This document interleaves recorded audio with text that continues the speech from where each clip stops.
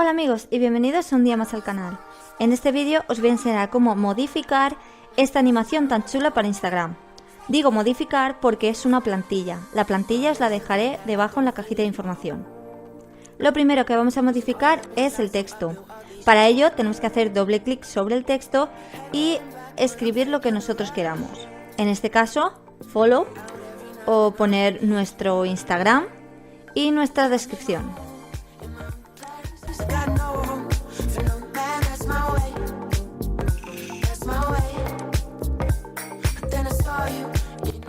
Ahora vamos a añadir nuestra imagen.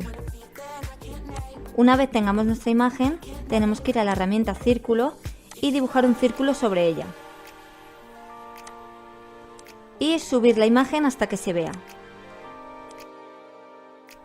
Una vez hecho esto, tendremos que abrir la pestañita donde está nuestra imagen, transformar y aquí jugaremos con la opacidad y con la escala. Pondremos la opacidad al 100% donde se vea toda la imagen. Y la escala al 100% también donde se vea toda la imagen. Poco a poco iremos bajando la escala para que así se vea como que aparece.